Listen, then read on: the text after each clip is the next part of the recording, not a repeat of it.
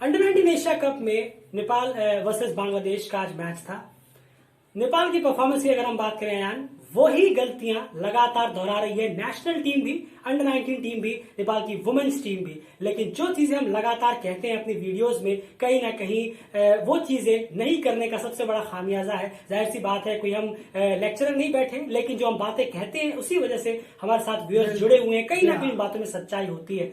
Performance को देखकर आपका पहला reaction through out the performance, क्या आपको इतने डिजास्टर परफॉर्मेंस की उम्मीद थी नेपाल का? किसी भी डिपार्टमेंट में हो, टेरिबल परफॉर्मेंस हुआ है। पहला रिएक्शन आपका? बिल्कुल बिल्कुल बिल्कुल, बहुत ज्यादा अफसोस हुआ है, एक्चुअली अपसेट भी हूँ कहीं ना कहीं परफॉर्मेंस देख के, कि इतने लड़कों को देखा, वाई टूर्नामेंट पे भी इनको फॉलो किया, उस तरीके से ये लोग जिस तरीके से इनका फिक्सचर्स था, इनका स्कोर कार्ड दिख रहा था, स्टैट्स दिख रहे थे, क्योंकि मैं तो स्टैट्स पे बहुत ज्यादा बिलीव करता हूँ, ये मेरा पर्सनल राय है, इसमें बहुत बिलीव करता हूँ। लेकिन जिस तरीके से देखा वो तो मुझे झटका लगा है। अब शायद मुझे भी अपने आप को बदलना होगा कि स्टैट्स पे ज्यादा बिलीव मत करो अयान, लेकिन मैं उसको जारी रखूंगा। तो मुझे बड़ा अपसेट हुआ ये परफॉर्म, जो जिस तरीके से बॉलर्स ने, जो मेरा फेवरेट पार्ट रहता है हमेशा, उन्होंने बहुत अपसेट किया। जी हाँ, ये तो बात हो गई नेपाल की। 4-5 ऐसे पॉइंट्स हैं जो अगर आप सुनेंगे और समझेंगे, मैं चाहूंगा आप थोड़ा टाइम लेके इस वीडियो को देखें और समझे, पूरा सुने।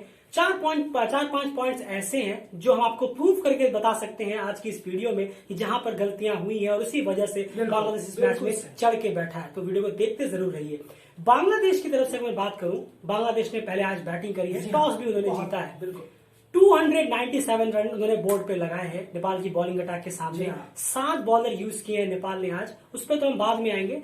बांग्लादेश की बैटिंग का यूएसपी आपको क्या लगा? शतक पतक, चलिए मारा है शतक पतक, यूएसपी बैटिंग क्या लगा आपको थ्रू आउट द बांग्लादेश की इनिंग? बिल्कुल, देखिए बांग्लादेश की इनिंग में सबसे अच्छी बात यही रही कि उन्होंने, जो सबसे ज्यादा कहा जाता है क्रिकेट में, स्ट्राइक रोटेशन। बिल्कुल, कि आपने स्ट्राइक रोटेशन क्या किया है, बाउंड्री विद स्ट्राइक रोटेशन, आप बाउंड्रीज भी लगा रहे हैं, लेकिन रन रेट को भी चेक, बस आप उसको भी लेते हुए चल रहे हैं, आप स्ट्राइक रोटेट भी कर रहे हैं, यानी कि आप प्लेयर्स की जो कांटेक्ट है दोनों का, वो बहुत बेहतरीन है। कनेक्शन बहुत अच्छा है। आप जानते हैं आई टू आई कांटेक्ट है शायद आपके प्लेयर्स में, आप जानते हैं, आप बिलीव करते हैं एक दूसरे प्लेयर्स को, इसलिए सिंगल, डबल, ट्रिपल, आप हैरान होंगे सुन के कि 148 रन आए हैं जो सिंगल, डबल और ट्रिपल से बने हैं। ये बहुत अच्छी बात है। ये बेहतरीन आपने पॉइंट उठाया है। ये स्टैट्स पे देखने वाली बात है। लगभग 150 रन भाग के लिए बांग्लादेश ने, यानी आधे रन उन्होंने सिंगल, डबल और ट्रिपल से लिए हैं। इसलिए जरा गौर करिए और आप देखिए कि क्या आपको ये कनेक्शन नेपाल की टीम में देखने को मिला? बिल्कुल भी नहीं। आगे बढ़िए। बिल्कुल, और इसके बाद अगर मैं बात करूं तो 120 रन बाउंड्रीज से आए हैं। तो आप देखिए, सिंगल, डबल ज्यादा है, बाउंड्रीज कम है। वनडे मैच है, ऑब्वियसली ज्यादा होगा, लेकिन यही देखना है कि कितना ज्यादा होगा। तो ये जो गैप है ये बहुत अच्छा है। सिंगल रोटेशन और फिर डबल या ट्रिपल, या फिर आपने उसकी दूसरी टीम की लेजीनेस का फायदा उठाया है, सिंगल डबल एरिया में ज्यादा रन खेले हैं, तो ये सब बहुत अच्छी बात है। और ये सबसे बेस्ट पार्ट रहा बांग्लादेश की बैटिंग का, कहीं ना कहीं। जी हाँ, कहीं ना कहीं बेहतरीन पार्ट रहा। रन रेट की अगर मैं बात करूं, एक आपको सुन के हैरानी होगी। हाँ, शुरू के 10 ओवर में 3.5 करीब का रन रेट था बांग्लादेश का। उसके बाद 11 से 40 ओवर के बीच में, माफ कीजिएगा, 11 से 25 ओवर के बीच में उनका रन रेट था 4 का। उसके बाद 25 से 40 के बीच में उनका रन रेट था 6 का, 6.5 करीब का, और 40 से 50 के बीच में उनका रन रेट था 9.5 करीब का। अमेजिंग। आप देखिए रन रेट को किस तरह से उन्होंने मोमेंटम ग्रैब करते रहे। इसका सबसे बड़ा रीजन है कि उन्होंने विकेट्स को सेव करके रखा, और उसमें सबसे बड़ा योगदान दिया है बांग्लादेश के टॉप ऑर्डर बैट्समैन ने, कहीं ना कहीं मिडिल ऑर्डर ने भी। अयान, आप प्रिस्क्राइब करें। बिल्कुल, देखिए बहुत बहुत जबरदस्त, खासकर बिल्कुल मिडिल ऑर्डर, आपने बिल्कुल सही कहा। यहाँ पे प्रांतिक नबिल, हमने इन प्लेयर का नाम लिया था, बिल्कुल डेली क्रिकेट ने इनका नाम लिया था। आप चाहे तो वो वीडियो आके देख सकते हैं, प्लेयर्स टू वॉच आउट में हमने कहा था प्रांतिक नबिल जरूर चलते हुए नजर आएंगे। बिल्कुल सही, और हमने इनका नाम लिया था। बहुत खुशी है कि वैसे ही एग्जैक्ट इन्होंने परफॉर्म करके दिखाया है। टॉप क्लास बैट्समैन है, अपनी टीम के शतक जमा दिया है। उसके बाद एच मुल्ला है, उन्होंने पार्टनरशिप की, जो जरूरत थी बांग्लादेश को, क्योंकि शुरू में झटके लग गए थे, उसके बाद जरूरत थी बांग्लादेश को पार्टनरशिप की। उसके बाद मोहम्मद फहीम ये आए और ये रिटायर हट हुए 50 मार के।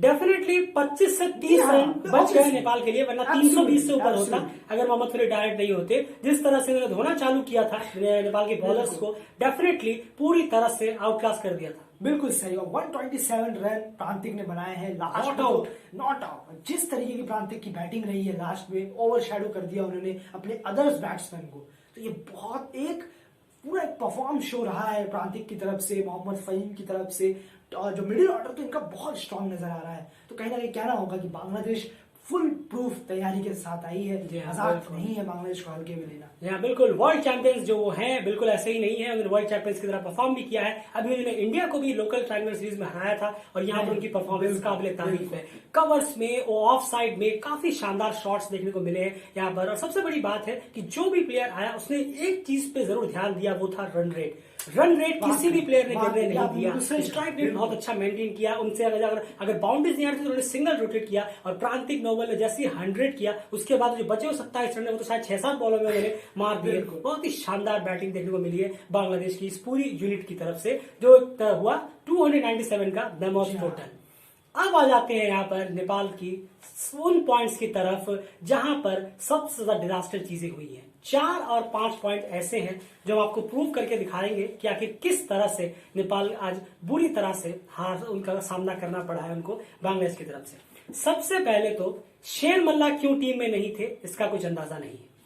वो आपको उन्होंने वीसी बनाया। शेर मल्ला अगर कोई इंजरी है तो बात अलग है, अगर कोई इंजरी नहीं है तो वो प्लेइंग 11 में क्यों नहीं है इसका जवाब कैप्टन और कोच दे तो ज्यादा बेटर होगा। पता नहीं क्यों उन्हें टीम में सेलेक्ट नहीं किया गया। चलिए जो नहीं है ये 11 भी अगर चुन के आए, इनको भी परफॉर्म करना था, किसी के कंधे पे नहीं है अरे वो टीम में नहीं है तो बाकी 11 दिन झक थोड़ा मार रहे टीम में। पुअर कैप्टनसी, डिजास्टर कैप्टनसी का मुजाहरा मैं चाहूंगा अयान आप पहला एग्जाम्पल दें जब 67 रन पे बांग्लादेश 2 विकेट खो चुका था और दुर्गेश गुप्ता और गुलशन झा दोनों ने अपने पहले स्पेल में बहुत अच्छी बॉलिंग कराई थी। शुरू के 10 ओवर में 35 रन थे और दोनों ओपनर्स थे जिनको दुर्गेश गुप्ता और गुलशन झा का पहला स्पेल जब कंप्लीट हुआ तब दोनों ओपनर्स खेल रहे थे। 67 पे दोनों ओपनर आउट हो जाते हैं, ओवर होते हैं 17। यहाँ पर आपको क्या लगता है क्या गलती हुई है कैप्टनसी में, उसका आगे बताएंगे। बिल्कुल, देखिए यहाँ पे कहीं ना कहीं होना चाहिए था कि आप प्रेशराइज करें। न्यू बैट्समैन आए हैं, दोनों न्यू बैट्समैन हैं, आप कोशिश करें कि जो आपके स्ट्राइक बॉलर्स हैं उन्हें आप लेके आए। ये बहुत बड़ी कमजोरी देखने को मिली। 2-2 ओवर का स्पेल आप डलवा सकते थे वहां पे। और सबसे बड़ी बात कि जो नए बैट्समैन आए थे उन्होंने इन दोनों को खेला नहीं है। जी हाँ, इसीलिए हम कह रहे हैं स्ट्राइक, और बॉल भी नहीं थी, सिर्फ 10 ओवर 15-16 ओवर पुरानी थी। बिल्कुल सही कहा आपने। तो ये कहीं ना कहीं बहुत बड़ा एक ब्लंडर हुआ है देव खनल से कहीं ना कहीं कि उन्होंने इस चीज पे गौर नहीं किया। उनको ये शायद अंदाजा नहीं था या उनको बताया नहीं गया कि अब न्यू बैट्समैन आए हैं तो न्यू अपने स्ट्राइक बॉलर्स को लेके आइए और 2-2 ओवर। चलिए ठीक है, आपने उस टाइम नहीं लगाया तो हम वेट कर रहे थे। जी हाँ बिल्कुल, शायद 25-26 ओवर के बाद आधे मैच के बाद आधे इनिंग के बाद शायद अब आएंगे, लेकिन गुलशन झा 35वें ओवर में आते हैं, दुर्गेश गुप्ता 40वें ओवर में आते हैं। तब तक मोमेंटम जा चुका था। आप ये मत सोचिए कि अरे तो बाद में बहुत खर्चीले साबित, तो बिल्कुल हुए। इसका दोस्त पुअर कैप्टनसी को जाता है। आपने सही टाइम पे सही जगह बॉलर्स को रोटेट नहीं किया। ये भी तीसरा पॉइंट है जो कि बॉलर्स रोटेशन है। आपने रोटेशन बहुत गलत की है। आपने कैप्टनसी का मुजाहरा बिल्कुल भी सही नहीं दिखाया है। आपको ये देखना चाहिए था 67 पे, जब कहते हैं लोहा जब गर्म होता है तभी चोट मारनी चाहिए। बिल्कुल वहीं पे जब 67 पे 2 था, नए बैट्समैन क्रीज में थे, आपको तुरंत गुलशन झा और दुर्गेश गुप्ता से 2-2 ओवर का एक स्पेल करा सकते थे। यहाँ पर कहीं ना कहीं चूक हुई है। लाइन और लाइन 4 पॉइंट एंड क्या कहेंगे 29 एक्स्ट्रास। इसके लिए तो कोई अगर पनिशमेंट देनी है तो वो बॉलर्स हैं। ये क्राइम होता है कि आप या नो बॉल डालें या वाइड डालें। आप ये दो, आपके कप्तान या फिर जो बड़े बड़े प्लेयर हैं वो कभी आपसे एक्सपेक्ट नहीं करेंगे कि आप इस चीज में इन्वॉल्व हो, नो बॉल और वाइड में। और यहाँ पे ये देखने को मिला है। जी हाँ, 20 वाइड, बिल्कुल 20 वाइड देखने को मिली है, 2 नो बॉल देखने को मिली है और कुल मिला के 29 एक्स्ट्रा है। लेग बाय हटा दीजिए, चलिए कोई बात नहीं, लेकिन वाइड कैसे हो सकता है? वाइड तो पूरी तरीके से आपके बॉलर्स पे निर्भर करता है कि वो कहाँ किस लाइन लेंथ पे बॉल डाल रहे हैं, किस जगह डाल रहे हैं। अब जगह शायद उन्हें पता ही नहीं है इसलिए वो डाल रहे हैं। जी हाँ, और एक और चीज, 5 ओवर में 20 रन था बांग्लादेश 0 विकेट पे। 5 ओवर में 20 रन में 8 एक्स्ट्रास थे। ये गौर करने वाली बात है। आप देखिए, आपने शुरुआत में ही इतने फ्रीबीज रन दे दिए उन बैट्समैन को जिनको उन्होंने बेहतरीन तरीके से कैपिटलाइज किया है। बहुत जगह ब्लंडर हुआ। मैं कह रहा हूं अगर वीडियो हम बनाने बैठे आपको प्रूव करें तो काफी लंबा वीडियो हो जाएगा। इतने ज्यादा हमारे पास सबूत है जितने आप शायद वीडियो देखेंगे भी नहीं कि कहां कहां पर ब्लंडर हुआ है। बिना मैच देखे सिर्फ स्टैट्स के दम पे, यानी जितने भी स्टैट्स निकाले हैं इनके दम पे हम आपको समझा के बता सकते हैं कि कितनी पुअर कैप्टनसी हुई है। यहाँ पर 297 चेस करने के लिए उतरे। उम्मीद क्या थी आपको और क्या लगता है आपको? उम्मीद पर झटका लगा जब 10 ओवर में 25 पे 4 देखा आपने? बिल्कुल बिल्कुल, देखिए बांग्लादेश ने चैंपियन जैसे शुरुआत कर दिया है। अब बांग्लादेश को शायद जितनी उन्होंने प्रिपरेशन करी इस सीरीज में, उन्होंने खेला, खूब सीरीजेस भी उन्होंने खेली है, इसका उन्हें बहुत बहुत बड़ा एडवांटेज गया है, बहुत बड़ा एडवांटेज गया है। एक टीम के रूप में, एक ग्रुप के तौर पे वो इतने टाइम से जुड़े हुए थे साथ में। अब मजाक नहीं है, आप पिछले 2-2.5 महीनों से कुछ प्लेयर तो खैर कब से जानते हैं, 2020 का वर्ल्ड कप भी खेले हैं, लेकिन उसके बाद एक ग्रुप से वो 2.5-3-4 महीनों से एक साथ हैं, तो ये मजाक की बात नहीं है। वो आप आपस में प्लेयर्स को भी जानते हैं। और क्या परफॉर्म किया है बॉलर्स ने, बांग्लादेश के 4 विकेट गिरा दिए, उसके बाद कहीं मौका ही नहीं दिया, कहीं मौका नहीं दिया कि चलिए अब शायद थोड़ा मौका मिल रहा हो, कहीं नहीं, बिल्कुल हमेशा खत्म ही कर दिया उन्होंने शुरू से। 297 का चेस करने के लिए जब आप 25 पे 4 हो जाए तो इससे ज्यादा कुछ नहीं कह सकते कि आप क्या किस तरफ से बॉलिंग हुई है दूसरी टीम की। वहीं पर अगर मैं बात करूं है 5वां पॉइंट हमारा जो कि नेपाल की हार का कारण बना, वो था डिफेंसिव बैटिंग टैक्टिक। क्या कहेंगे आप? इतनी ज्यादा डॉट बॉल, कोई स्ट्राइक रोटेशन नहीं, कोई कुछ नहीं, सिंगल डबल्स भूल जाइए। एक टीम में 150 रन दौड़ के लिए है और एक टीम के रन ही 150 नहीं हो रहे हैं। ये हाल कहीं ना कहीं हुआ नेपाल की बैटिंग का। क्या आपको लगता है डिफेंसिव बैटिंग टेक्निक भी बहुत खामियाजा हो रहा है? आप मैच हार जाते, लेकिन अगर आप एग्रेसिव अप्रोच अपनाते तो कहीं ना कहीं एक पॉजिटिव साइन नजर आता कि नहीं, अगले मैच में हम श्रीलंका के खिलाफ उठ सकते हैं। कुवैत के खिलाफ उठ के हीरो बनने की कोई जरूरत नहीं है, वो वैसे भी कमजोर टीम है। श्रीलंका के खिलाफ परफॉर्मेंस आए तो बात है। डिफेंसिव टैक्टिक क्या लगता है आपको हार का एक और कारण बना है? चेज में जो हुआ, बॉलिंग में हुआ, चेज में तो आप कर सकते थे। नहीं, देखिए एक एग्जांपल है, अगर आपको लग रहा होगा कि शायद टफ है, बॉलर के सामने टफ है, गुलशन झा ने खेला, गुलशन झा ने 4 चौके बहुत जबरदस्त जो इनिंग खेली, उनका स्ट्राइक रेट 100 से ऊपर का रहा, वो उन्होंने ही मारा है। तो ऐसा नहीं है कि आप बिल्कुल ही डर जाएं, बिल्कुल शैलो। मेरे ख्याल से विवेक कुमार यादव ने भी अच्छी थोड़ी बहुत बैटिंग की। बिल्कुल उन्होंने भी 33 रन मारे हैं, विवेक कुमार यादव ने 26 रन मारे, और जो विवेक कुमार है जो ऊपर आए थे उन्होंने 60 बॉलें ली और 33 रन मारे। बस यहीं पर हो गया डिफेंसिव टैक्टिक, यही प्रॉब्लम है। और फिर उसके बाद आए अर्जुन साउथ, उन्होंने 15 रन मारे 38 बॉलों में। ये सब एग्जाम्पल्स। अब आप सोचिए, बांग्लादेश ने भी शुरू में डॉट खेली है, लेकिन उन्हें अपने कैपेबिलिटी पर इतना भरोसा था कि उन्होंने बहुत ही जल्दी परख लिया आपकी पुअर कैप्टनसी को और आपकी फील्डिंग प्लेसमेंट को कि वही बैट्समैन लंबी इनिंग खेल के गए, लेकिन आपके बैट्समैन 60 बॉल में 33 मारने के बाद फिर आउट भी हो गए। फायदा क्या हुआ कि चलिए स्ट्राइक रेट को बढ़ाएंगे, ये भी देखने को नहीं मिला हमें। और कुछ अयान आपको लगता है जो रीजन सबसे बड़ा रहा है नेपाल की हार का? और बांग्लादेश के लिए मैं चाहूंगा आप क्या कहना चाहेंगे, क्योंकि हम कल हमने प्रेडिक्ट किया था श्रीलंका एक बेहतरीन टीम ओवर के निकल रही है। श्रीलंका बांग्लादेश इस अंडर-19 एशिया कप का टॉप मैच हमें देखने को मिल सकता है। बिल्कुल टॉप मैच होगा। और एक छोटी सी बात यहाँ क्या है कि अभी बांग्लादेश जब बैटिंग कर रहा था तो उनके बैट्समैन जो थे वो 100 की स्ट्राइक रेट से खेल रहे थे। विकेट गिर गए थे, वो जानते हैं, विकेट स्लो भी स्टार्ट था, लेकिन उन्होंने 100 की स्ट्राइक रेट से फिनिश किया। लेकिन यहाँ पे देखने को क्या मिलता है कि 50-60 की स्ट्राइक रेट है, 30-35 की स्ट्राइक रेट है।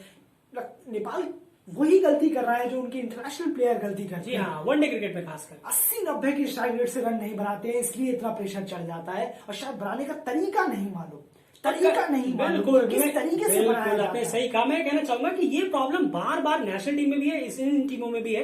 कहीं ना कहीं कोचेस इस पर ध्यान नहीं देते। कोच क्या खाली फिटनेस ट्रेनिंग और जिम विम इसी पर ध्यान देने की सोचते हैं? उन्हें नहीं लगता कि टैक्टिक्स पे भी काम करना चाहिए? मुझे बिल्कुल करना चाहिए। इस पे सबसे अच्छा यही तरीका होता है कि आप वहां पे मैचेस कराएं ज्यादा से ज्यादा। मैं मैचेस की ये नहीं मैं कह रहा हूँ, इंटर स्क्वाड मैचेस की मैं बात कर रहा हूँ, क्योंकि क्यों प्रैक्टिस सेशन में मैचेस खेले ना। अरे प्रैक्टिस गई तेल लेने, कोई मतलब नहीं है। प्रैक्टिस आप जब मैच खेलेंगे तो ऑब्वियसली है प्रैक्टिस होगी।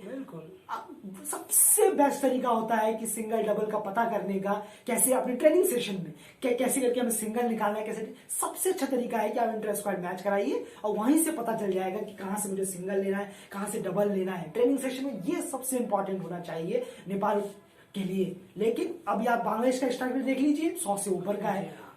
वो 100 और 100 है, वो ये लोग जरूर करते होंगे अगर हम प्रैक्टिस सेशन का अगर कोई फुटेज या कोई वीडियो निकाल के देखिए। डेफिनेटली कोच इस पे जरूर काम करते हैं। आधे रन वनडे मैच में अपनी इनिंग के सिंगल डबल से निकालना इतना आसान नहीं है, इसके लिए एक जबरदस्त प्रैक्टिस की जरूरत है। इंटर स्क्वाड भी नहीं होना चाहिए, बिल्कुल नहीं। चलिए क्या जरूरत है इंटर स्क्वाड? एक बैट्समैन आया, चलो आओ आप बैटिंग करो, एक बॉलर बॉलिंग करा रहा है, 9 के 9 फील्डर लगे। बिल्कुल जी हाँ, कहीं ना कहीं मैं एक चीज जोड़ने वाला था कि अगर आप इंटर स्क्वाड मैचेस खेलते हैं या फिर इस तरह के मैचेस खेलते हैं, उसमें प्रैक्टिस करने का सबसे अच्छा तरीका है कि आप सारे के सारे प्लेयर्स को 30 यार्ड में रखें।